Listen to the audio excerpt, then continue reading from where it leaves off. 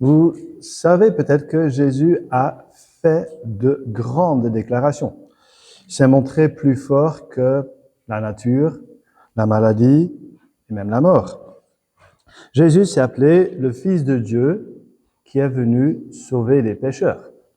Jésus s'est déclaré roi. Son royaume est proche, éternel. Il a dit que personne ne vient à Dieu que par lui. Il a appelé des personnes à le suivre. Beaucoup de personnes croyaient en lui et nous croyons en lui. Et ce même Jésus a été cloué sur une croix. Et à la croix, il ne ressemble plus du tout au Jésus que nous avons vu agir avec puissance. Le Tout-Puissant n'a plus aucun contrôle de la situation. La fin de sa vie est proche, la fin de son ministère est proche. L'écriteau qui porte cette formule ironique, « Celui-ci est Jésus, le roi des Juifs », sur une croix, est-ce qu'il voyait trop grand? Est-ce qu'en fin de compte, Jésus est un imposteur, mis à nu? De plus, il a crié à la croix, « Mon Dieu, pourquoi m'as-tu abandonné ?» Est-ce que ça implique que Dieu n'est plus avec lui? Est-ce que la croix signifie défaite, échec et par extinction? Pourquoi est-ce que nous, on placerait notre confiance en Jésus-Christ, un roi cloué sur une croix?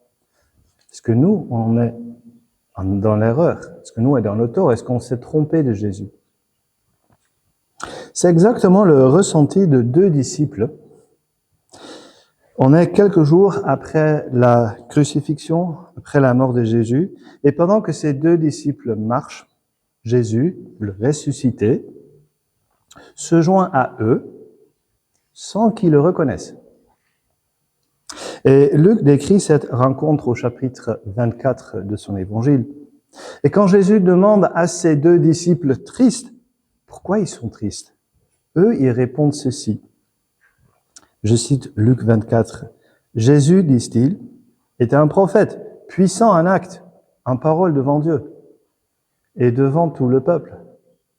Les chefs des prêtres et nos magistrats l'ont fait arrêter pour qu'il soit condamné à mort et crucifié.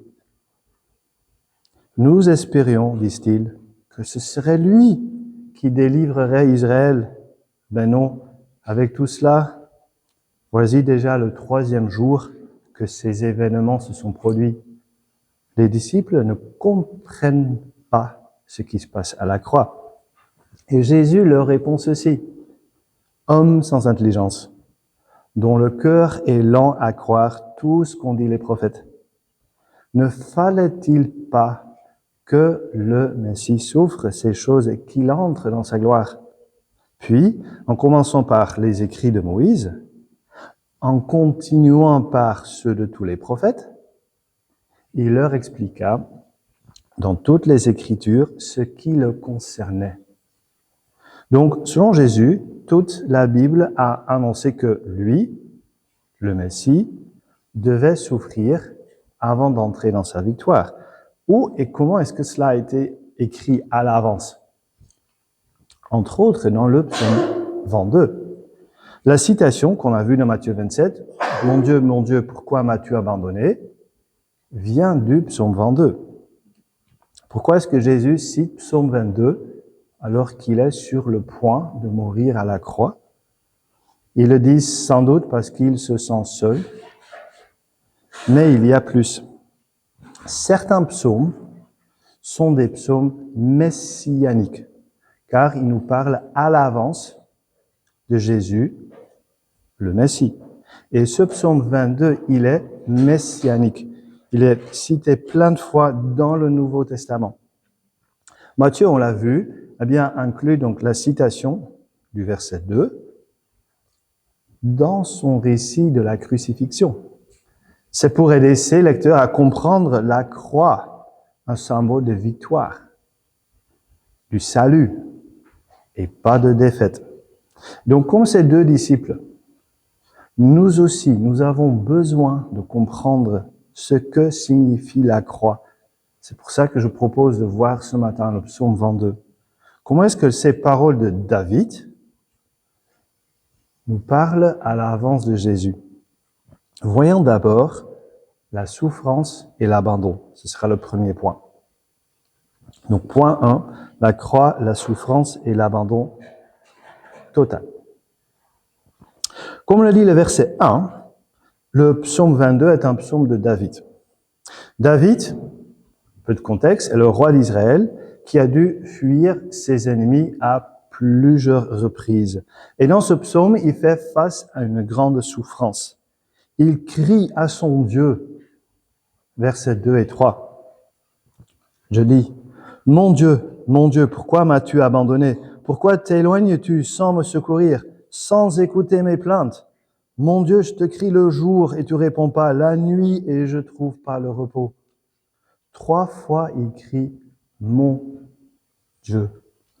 David connaît Dieu personnellement. Il aime Dieu. Dieu est son Dieu. Et ce Dieu semble l'avoir abandonné. Dieu ne répond pas à ses cris de détresse répétés. Il crie toute la journée sans jamais avoir de réponse. Et la nuit n'offre pas de repos non plus.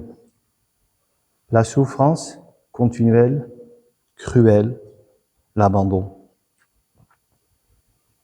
Et même si ces questions ont été sans réponse jusque-là, David fait encore confiance à Dieu. Versets 4 à 6.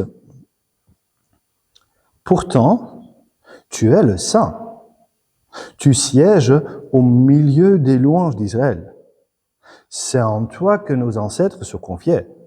Ils se confiaient en toi et tu les délivrais. Ils criaient à toi, ils étaient sauvés. Ils se confiaient en toi, ils n'étaient pas déçus. Donc, malgré les circonstances extrêmes, Dieu est encore le Saint qui est présent au milieu de son peuple. Dieu semble être loin et David désire qu'il soit proche comme avant. Et Dieu s'est montré digne de cette confiance dans le passé. Mais le passé, c'est pas l'expérience actuelle de David. Versets 7 à 9. Je lis. Mais moi, dit-il, David, je suis un ver et pas un homme. La honte de l'humanité, celui que le peuple méprise. Tous ceux qui se voient se moquent de moi. Ils ricanent, ils hochent la tête. Recommande ton sort à l'Éternel.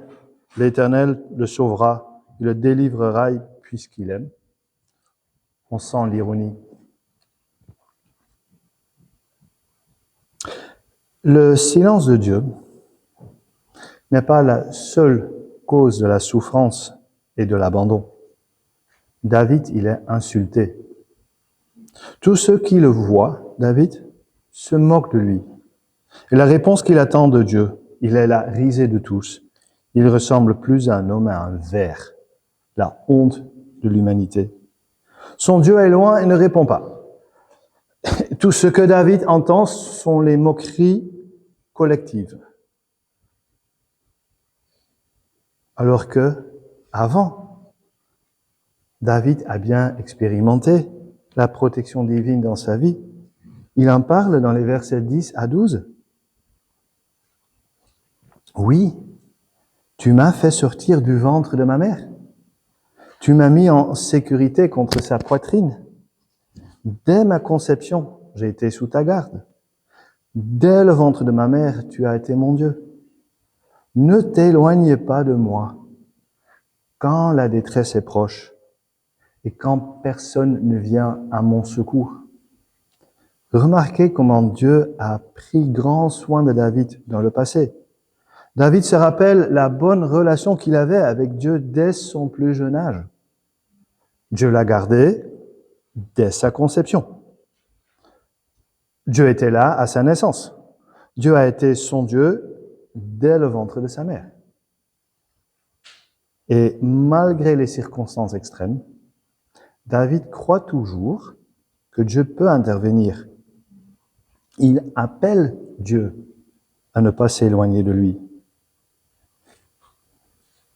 Et David a besoin de cette protection, encore plus maintenant que dans le passé. Voici comment il décrit ces circonstances, les versets 13 à 17. De nombreux taureaux sont autour de moi. Les taureaux de Basan m'encerclent. 14. Ils ouvrent leur grande gueule contre moi, pareil au lion qui déchire et rugit. Verset 17. Oui, des chiens m'environnent. Une bande de scélérats rôde autour de moi. Ils ont percé mes mains et mes pieds. David compare ceux qu'il tourmente aux puissants taureaux de Basan. C'étaient des grands animaux réputés pour leur force. Ils sont comme des lions qui déchirent et rugissent, comme des chiens voraces. 2 fois David dit qu'il est encerclé, menacé. Ses ennemis sont trop proches. Et Dieu est trop loin. En plus, physiquement, il est à bout de ses forces. Il ne tient plus. Verset 15. Mes forces s'en vont comme l'eau qui s'écoule, et tous mes os se disloquent. Mon cœur, comme de la cire, se liquéfie au fond de moi. Ma force se dessèche comme de l'argile. Ma langue s'attache à mon palais.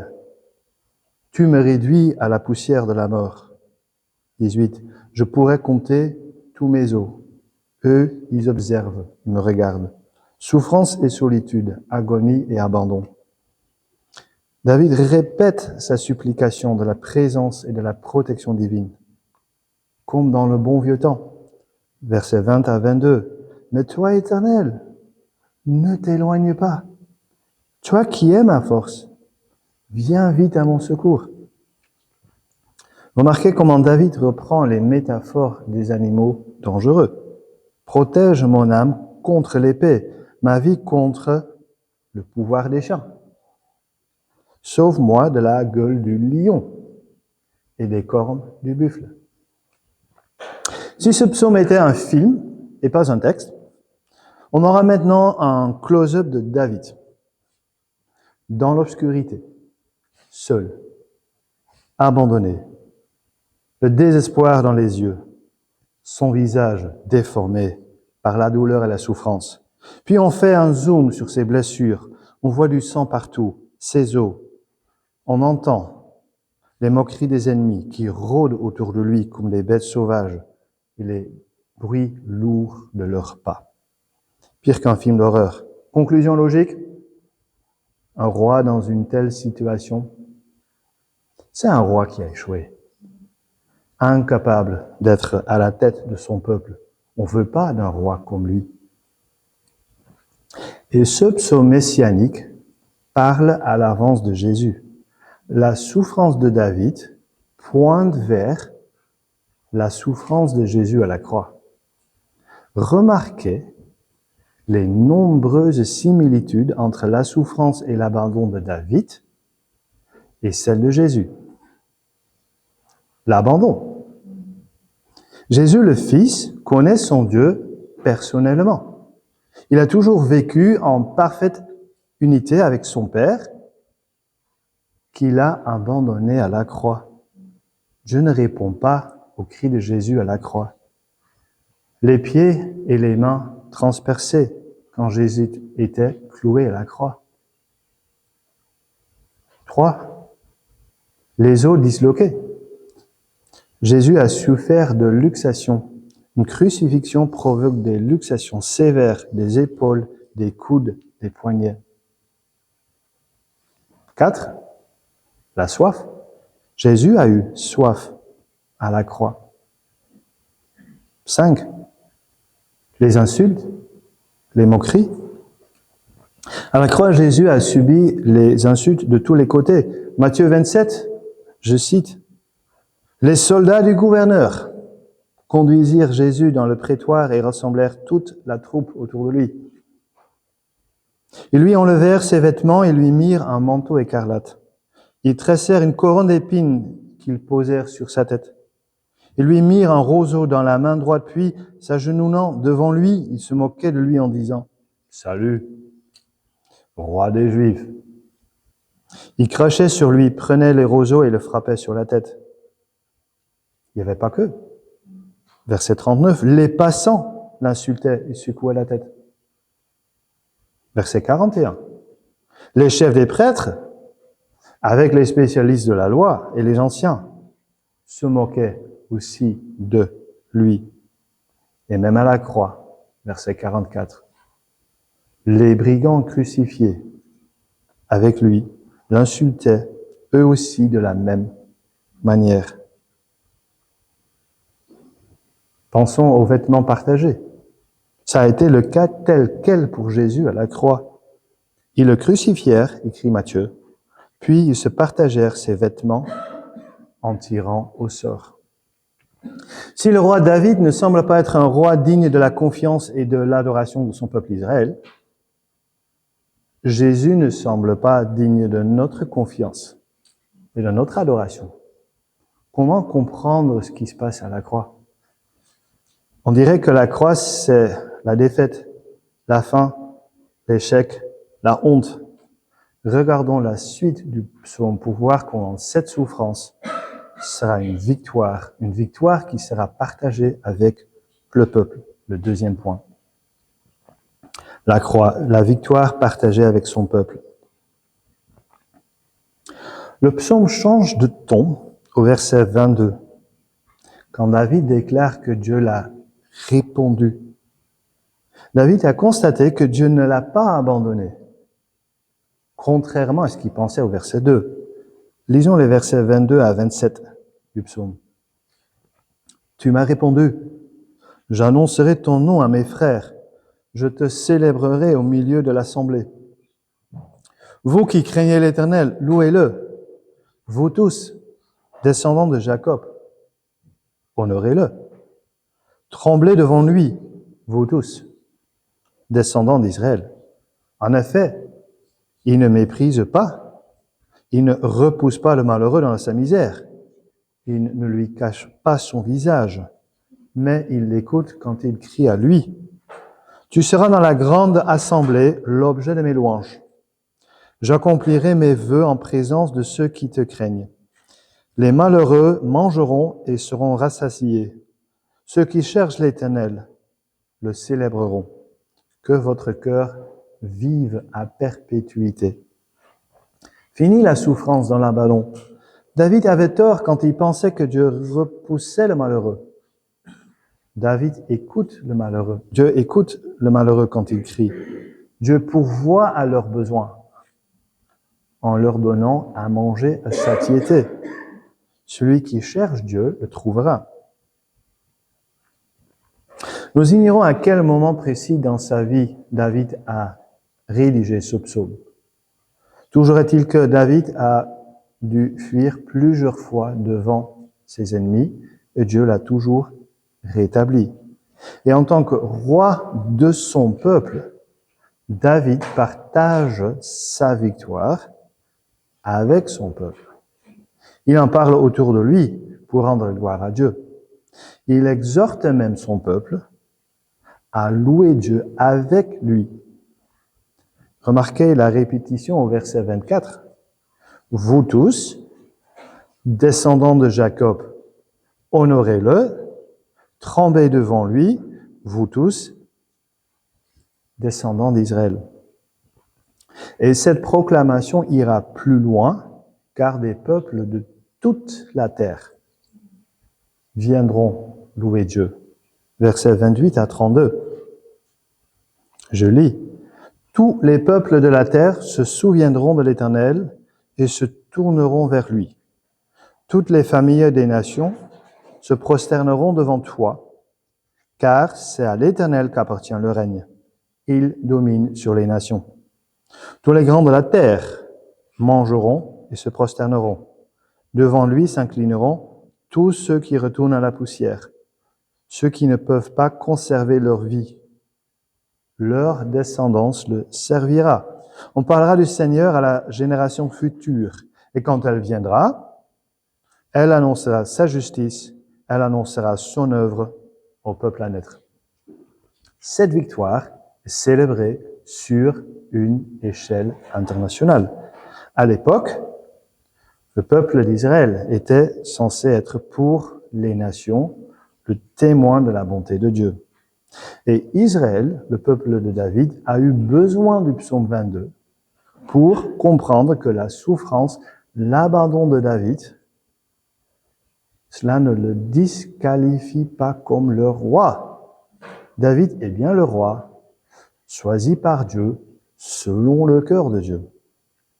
Et même si sa vie n'a pas été parfaite, c'est à travers le roi David que Dieu prend soin de son peuple. Nous, qui sommes le peuple de Dieu, nous aussi, nous avons besoin du psaume 22. Nous avons besoin de comprendre que la souffrance et l'abandon, la mort même de Jésus, ne le disqualifient pas comme notre roi. C'est tout le contraire. C'est ce que Jésus a expliqué à ses deux disciples qu'on a vus dans l'introduction. Comment comprendre que la croix, la souffrance, est devenue victoire pour nous. Jésus est de la lignée de la tribu de David. Jésus a vécu une vie parfaite, sans péché. Pourtant, il a pris sur lui nos péchés à nous. Dieu l'a puni à notre place et en notre faveur. Donc toute la colère de Dieu n'est pas tombée sur nous, mais sur son Fils Jésus-Christ. Voilà pourquoi il a souffert à la croix. Le prophète Ésaïe a déclaré que c'est à cause de nos transgressions que Jésus a été blessé et crucifié. La punition qui nous donne la paix est tombée sur lui. C'est par ses blessures que nous sommes guéris. Donc oui, quand Jésus souffre sur la croix, la fin de sa vie est proche. Mais c'est pas l'échec. C'est la victoire ultime sur le mal, la mort et nos péchés. C'est à la croix que Jésus accomplit son ministère terrestre. Et c'est pour cette raison que Jésus dit à la croix, juste avant de mourir, tout est accompli. Et le mot accompli est la dernière similitude avec ce psaume 22, avec les autres déjà mentionnés.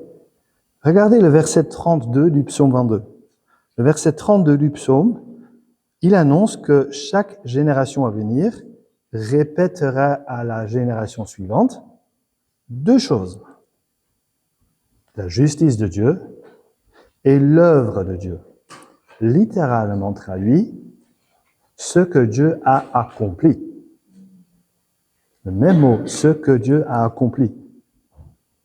Et les églises chrétiennes de tous les temps proclament effectivement ce que Jésus a accompli à la croix. Cette bonne nouvelle du pardon des péchés pour toute personne qui se reconnaît pécheur. Et l'œuvre accomplie sera annoncée aux générations futures, au peuple à naître. On en parle ici ce matin. Vous l'enseignez dans vos familles. On l'enseigne à l'école le dimanche. Et à la fin de temps, tous ceux qui retournent à la poussière, ceux qui ne peuvent pas conserver leur vie, donc toute l'humanité, reconnaîtra le règne de Dieu, qu'elle le veuille ou non. Donc, Dieu a répondu à David, Dieu a répondu à Jésus par la résurrection. Et en tant que roi de son peuple, Jésus partage sa victoire avec son peuple, avec nous qui croyons. Sa souffrance est une victoire pour nous. Lisons ensemble Hébreux 2, 10 à 12, qui le formule ainsi. Hébreux 2, 10 à 12, là il est écrit, « En effet, celui pour qui et par qui toute chose existe, voulait conduire à la gloire beaucoup de fils. Il lui convenait donc de se qualifier parfaitement par des souffrances, l'auteur du salut. De fait, celui qui procure la sainteté et ceux qui en bénéficient ont tous une seule et même origine. C'est pourquoi Jésus n'a pas honte de les appeler ses frères. Lorsqu'il dit J'annoncerai ton nom à mes frères, je te célébrerai au milieu de l'assemblée. L'auteur des Hébreux cite Psaume 22. Jésus-Christ est celui par qui et pour qui toute chose existe. Par ses souffrances, il a été l'auteur du salut de beaucoup de personnes, dont nous qui sommes chrétiens. Il n'a pas honte de nous appeler ses frères. Donc nous, son peuple, nous jouissons directement de sa victoire. Comment comprendre ce qui se passe à la croix? À la croix, on voit deux choses se passer en même temps. Jésus, l'homme, qui souffre terriblement. Jésus, le Fils de Dieu, qui obtient une victoire totale sur le mal. Et là, il y a une question pour vous. Comment est-ce que vous voyez la croix? Comment est-ce que vous voyez la croix? Comme un échec, une honte, un scandale? Peut-être. Sachez alors que la croix est au centre du plan unique de Dieu prévu dès la création pour vaincre le mal. La souffrance et la mort de Jésus ne sont pas la fin tragique d'un homme bon. C'est l'apogée du plan de Dieu pour réparer la relation brisée avec sa création. Sachez que la croix est aussi essentielle à la bonne nouvelle de l'Évangile que des tartes à une tarte aux pommes. Sans pomme, il n'y a pas de tarte aux pommes. C'est la croix qui nous rappelle que nous étions en tort devant Dieu, sous son jugement pour notre désobéissance à lui. C'est la croix qui nous rappelle que Jésus a porté la punition qui nous était destinée. Sa souffrance, son abandon, sa mort nous épargne de la juste colère de Dieu. Tout comme un paratonnerre prend, boum, sur lui la foudre pour protéger le bâtiment. C'est à la croix que Jésus meurt en notre substitut. C'est par la croix que Jésus partage sa victoire avec nous. Donc, la croix n'est pas un symbole de faiblesse ou d'impuissance. C'est la victoire définitive sur le mal et nos péchés. Voilà pourquoi nous l'avons affiché. C'est la croix aussi qui rend le christianisme unique. Aucune autre religion n'offre le pardon des péchés par grâce seule. Dans toutes les autres religions, l'accès au bonheur repose sur le mérite des actions, des bonnes œuvres, le respect des commandements, des rites, en gros des choses qu'on doit faire ou pas faire dans l'espoir d'être un jour, qui sait, peut-être acceptable devant un Dieu, sans jamais savoir si c'est suffisant. Tant que nous ne comprenons pas le psaume 22, nous ne comprendrons pas pourquoi le Messie devrait souffrir. Tout comme l'apôtre Pierre dans Marc 8, 29. Pierre, dans Marc 8, vient de reconnaître et de comprendre que Jésus, tu es le Messie. Mais quand Jésus explique juste après que il fallait que le Fils de l'homme souffre beaucoup, qu'il soit rejeté par les anciens, par les chefs des prêtres et par les spécialistes de la loi, qu'il soit mis à mort et qu'il ressuscite 3 jours après, là, Pierre n'est pas d'accord. Pour lui, la souffrance et le rejet sont incompatibles avec un Messie tant attendu selon sa façon de voir. Sans le psaume 22, nous verrons que Jésus est juste un condamné sans comprendre qu'il est mort pour nous. Sans le psaume 22, nous aurons honte de ce Jésus meurt, abandonné à la croix. Ça n'a pas l'air glorieux, puissant, victorieux. On ne voudrait pas s'identifier à ce raté. Sans le psaume 22, nous essayerons de mériter notre propre salut, sans comprendre que Jésus partage sa victoire avec nous. Sans le psaume 22, nous ne comprendrons pas que suivre Jésus revient à renoncer à soi-même et à se charger de sa croix. Jésus lui-même a dit que le disciple n'est pas supérieur au maître et le serviteur n'est pas supérieur à son Seigneur. Il suffit au disciple d'être traité comme son maître et au serviteur comme son Seigneur, nous serons maltraités comme Christ, insultés comme Christ, par association à Christ. C'est peut-être déjà votre expérience. Donc terminons. Peut-être que nous entendons parler de la croix tant de fois que nous oublions de voir son importance pour nous. Peut-être que nous avons un peu honte de la croix. Peut-être que nous trouvons la croix étrangère, comme symbole de notre foi.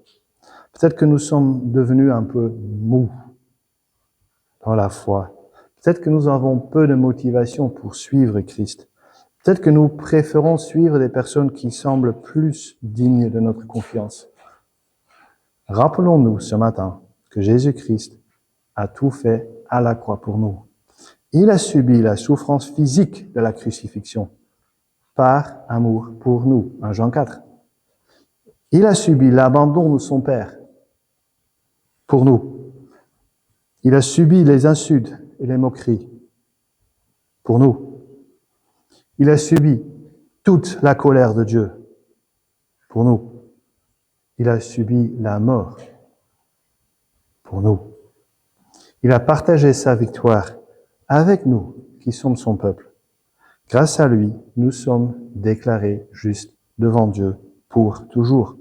Terminons avec cette question. Que signifie la croix pour vous? Prions.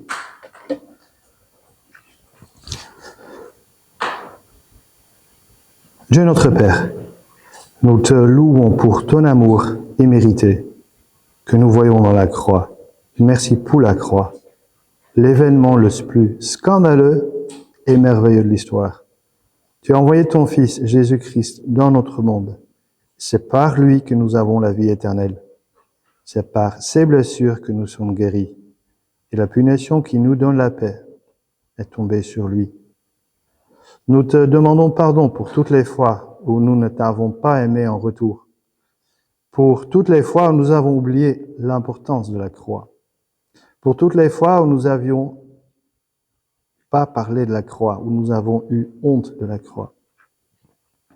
Pour toutes les fois où nous avons pensé que la croix était un échec et pas ta victoire sur le mal.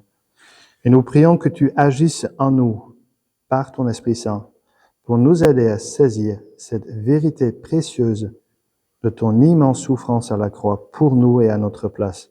Une victoire sur le mal que tu partages abondamment avec nous, ton peuple bien-aimé, pour ta gloire. Amen.